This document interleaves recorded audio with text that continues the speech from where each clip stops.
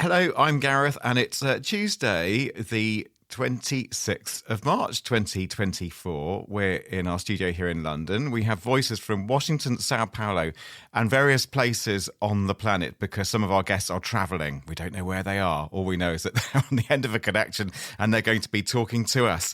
So, yeah, we don't call it Somewhere on Earth for nothing, do we?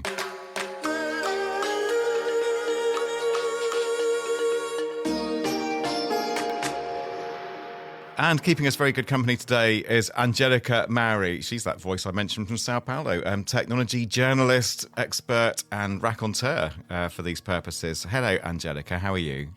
Hello, I'm great, Gareth. Lovely to be here with you again. Pleased to hear it. I think the last time we spoke, you were just getting over dengue fever. Has that now washed out of your system?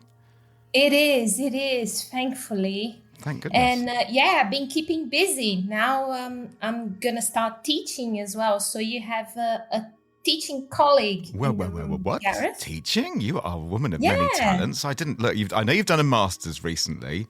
I know that you do all kinds of technology journalism, that your interests are wide and varied, that you name your computer hard drives after David Bowie albums. And now you tell the world that you're teaching. What are you teaching?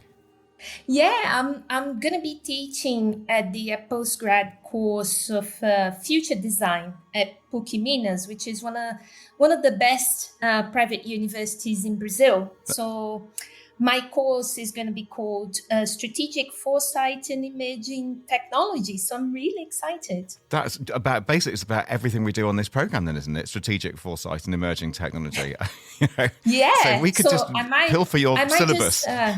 Yeah, exactly. So I'll just go through all of our scripts of the last year's SOEP, and I'll be fine. Excellent. Well, this is increasingly turning into an academic seminar. Keep forgetting it's a podcast. How fascinating. All right, lovely. Well, I'm looking forward to hearing more about that. Shall we get into the matter in hand then and do a bit of podcasting, Angelica? Let's go for it. Here we go.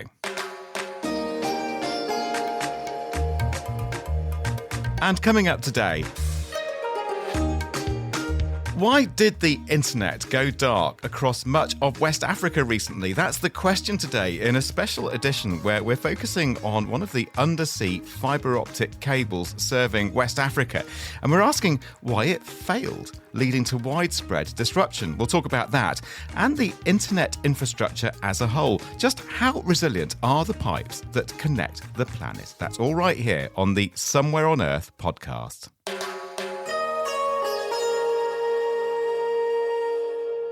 All right, so Nigeria has called for the West African region to coordinate to protect shared telecommunications infrastructure. The call follows major disruption to the internet in the last week or so. Services by the African subsea cable operator Seacom went down and internet traffic had to be diverted to other cables. Major internet outages ensued across Ivory Coast, Liberia, Benin, Ghana and Burkina Faso. So all in all, it was a bit of a pickle. So let's try and unpack some of what's been going on. First of all, with Alp Toker of Netblocks. We've had you on the podcast before, Alp, but for those who have not met you already, what is Netblocks? What do you do? It's good to be back on the show. Netblocks is an internet observatory. We track internet connectivity around the world, and we see when things go down and when things come back up. So this means looking at the various links that connect different countries and different regions, and trying to see, when things are restricted. Also, when governments restrict internet access sometimes, because that's happening increasingly in countries around the world. So Netblocks really tracks all this. Great, Alp. And welcome back, by the way. Nice to have you back on. Now, your colleague also joins us today, Head of Research, Isik Mater. So, Isik, welcome along to Somewhere on Earth. And what kind of research do you do at Netblocks? I'm mostly tracking the shutdowns. When I, for example, checking the data and I saw a dip, I immediately start looking for what's going on, because first I see data, then I do research, not the other side, to see what's going on around the world. So with this recent outage that we're talking about, very major outage, do you have some dashboard or something where everything flashes in red and maybe it's the middle of the night and you just think, oh my goodness, what's going on? Must investigate. I was like, what's going on? Why so many countries are down at the same time? So I started researching when I started researching that outage, there wasn't so much data or info about it because I detected very, very early. That morning. So it was impossible to know exactly what's going on. But I predicted it's probably a submarine cable cut, but wasn't sure about the reason.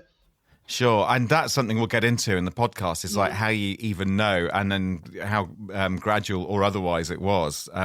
So we're also going to hear today from Paul Brodsky. He's Senior Analyst at TeleGeography.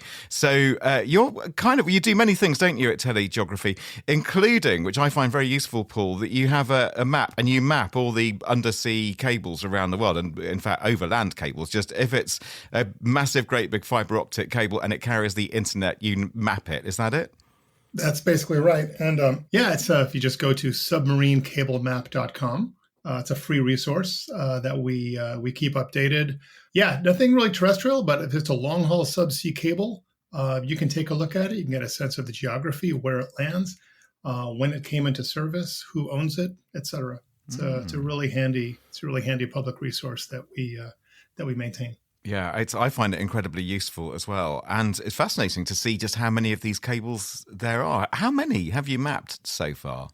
Oh, we're up to over 500 right now in active service. And are these mainly submarine cables, or are quite a few of them overland? No, these are entirely submarine cables. All of them? Oh, okay. Yeah.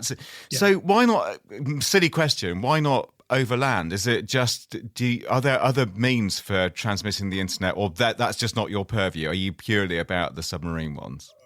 Largely about submarine stuff. I mean, for sort of the simple fact that it's manageable and trackable. I mean, to try to do the same thing with terrestrial networks, it's just an order of magnitude.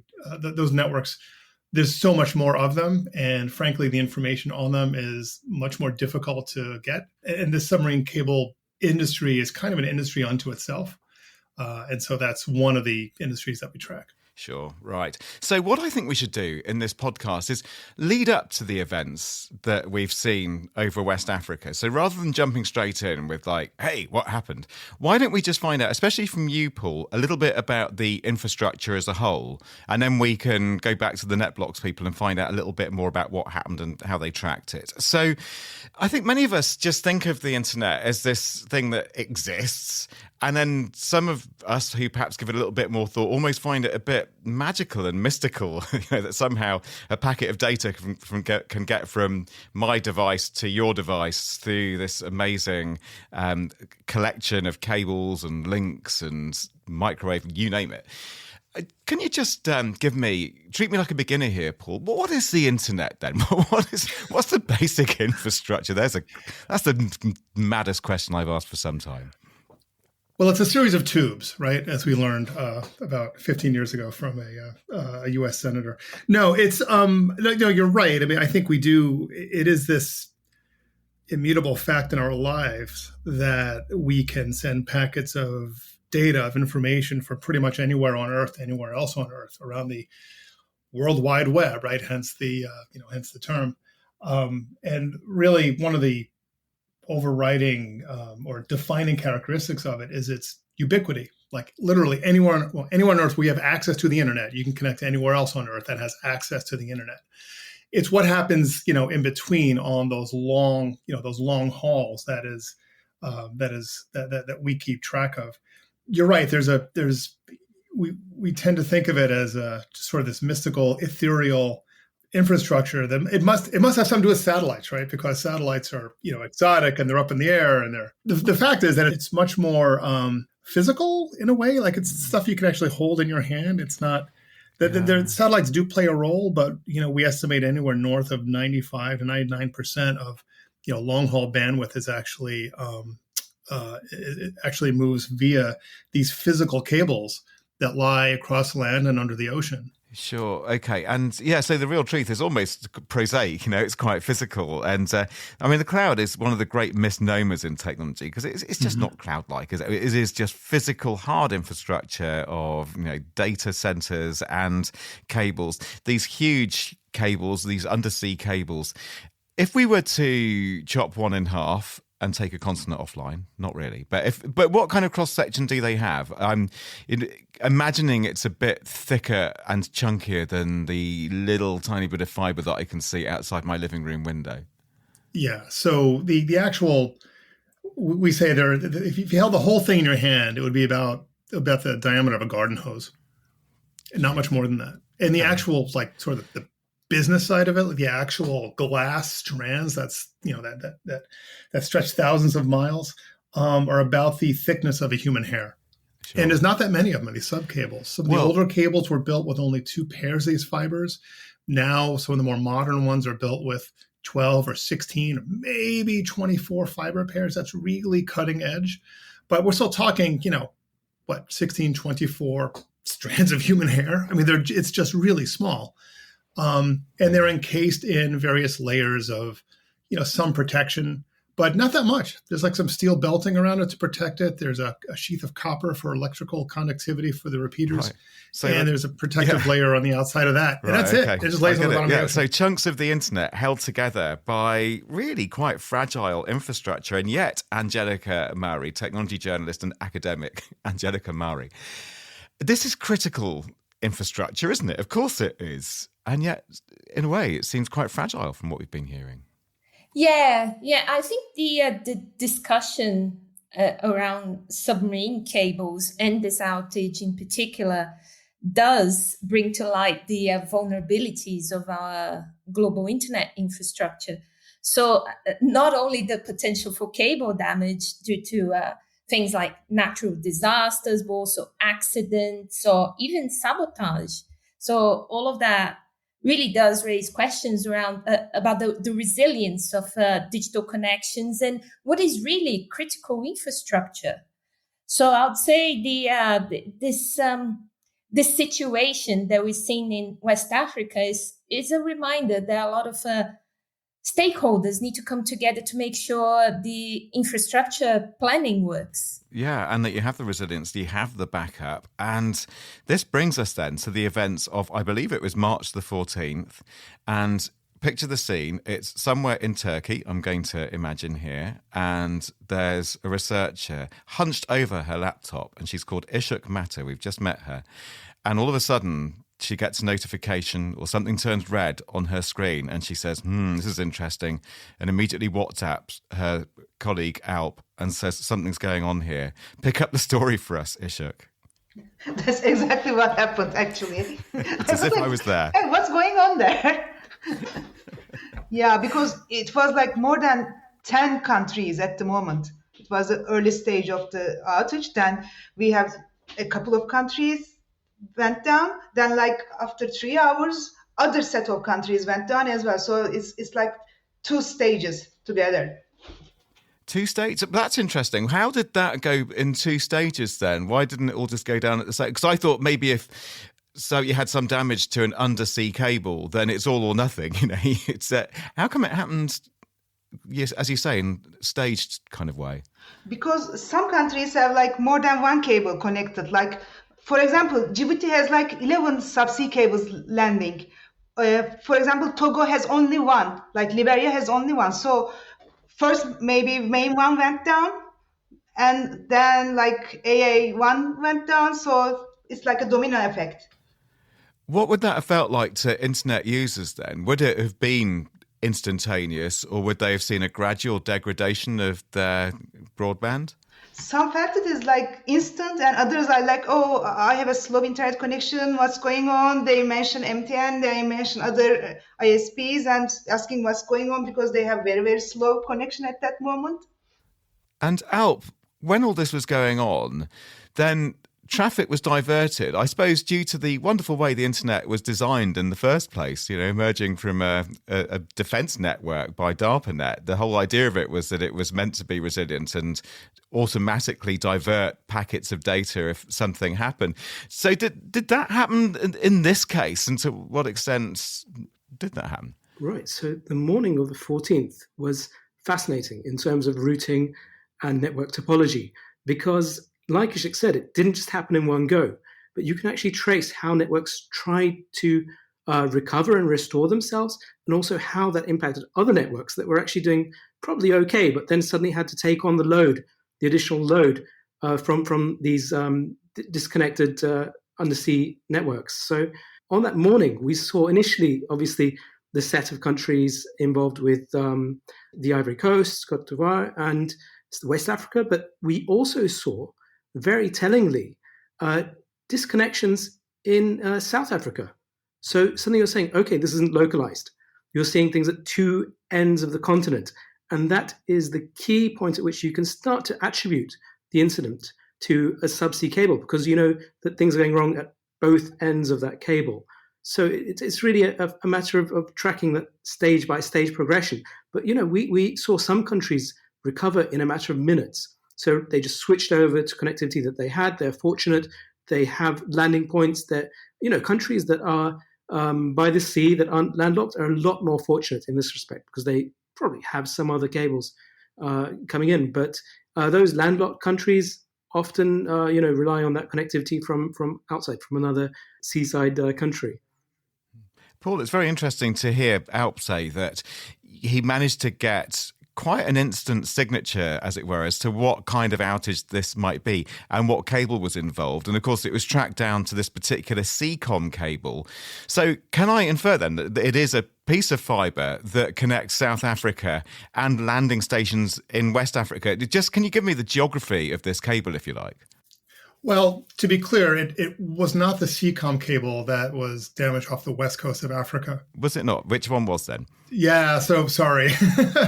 So there's a bit of history here. So about a month ago, 3 cables were damaged in the southern Red Sea, and CCOM was one of those. CCOM runs from South Africa up the east coast of Africa, around Somalia and into the Red Sea. And there was an incident in the southern Red Sea involving the Houthis and all those activities there that took out 3 subcables in the southern Red Sea, including CCOM, which serves the east coast of Africa. The incident that happened a couple of weeks ago off the west coast of Africa involved 4 different submarine cables: SAT-3, Main 1, the ACE cable, and WAX. Now, CCOM, the company, CCOM, the network operator, has capacity on more than just one submarine cable, which is very common. They have capacity on their own cable, which runs up the east coast of Africa. They also have capacity on some of the west coast cables as well. Presumably, at least one of them that was damaged. So the CCOM network certainly would have experienced some outages on the west coast as well.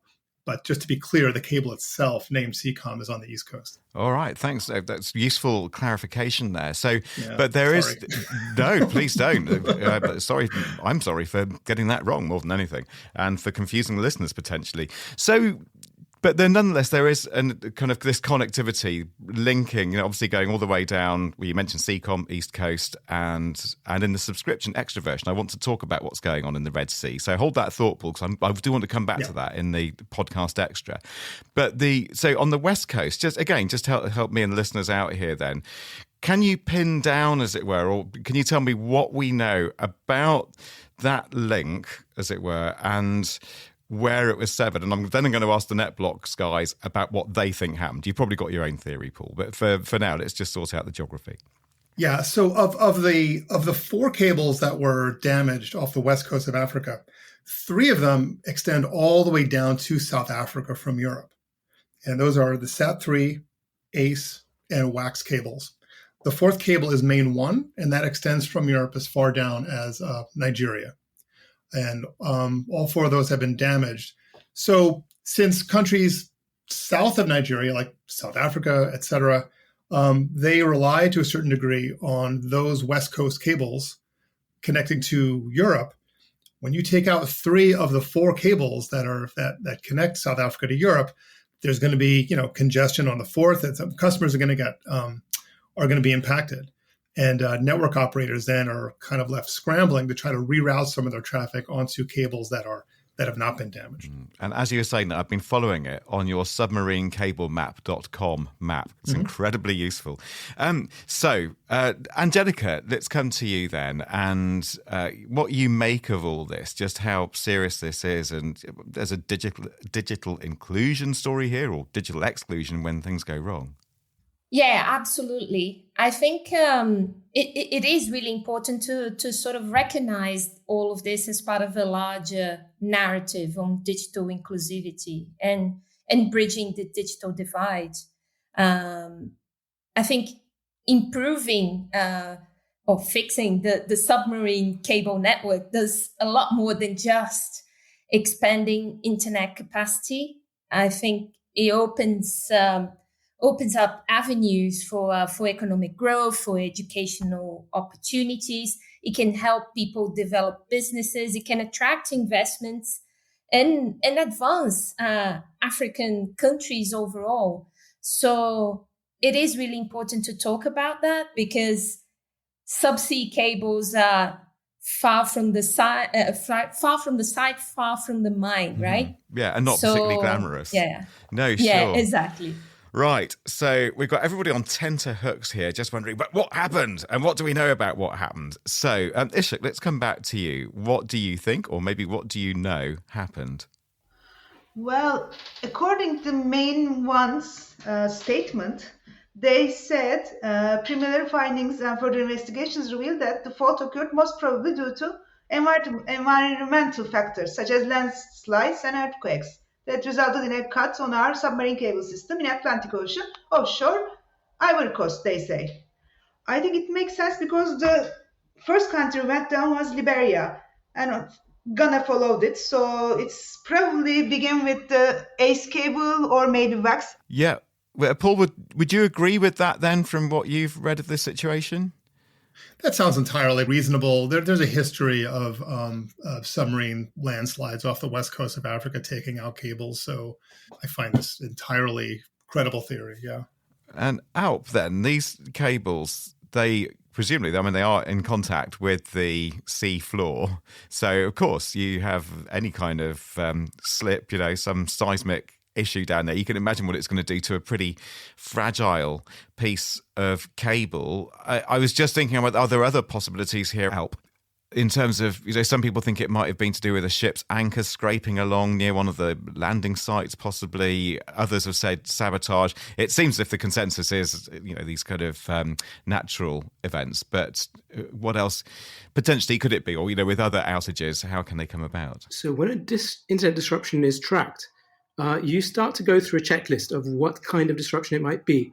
So we know already from that pattern that this is likely related to subsea cables, submarine cables, but that doesn't mean it's actually the cable that is cut. So the first thing that we went through in terms of a checklist that morning were, could it be a land-based disruption to the landing point? So this is a big kind of data center where things are really multiplexed and then reconnected. So this is where pulses of light are turned into internet or other protocol layer messages, and you want to check: is this happening on land, close to sea but not actually at sea?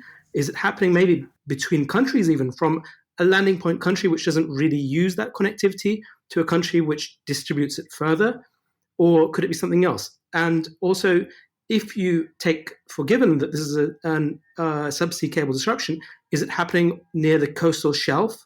So that is where a dragging a ship's anchor might actually disrupt that cable, or is it happening in deep sea?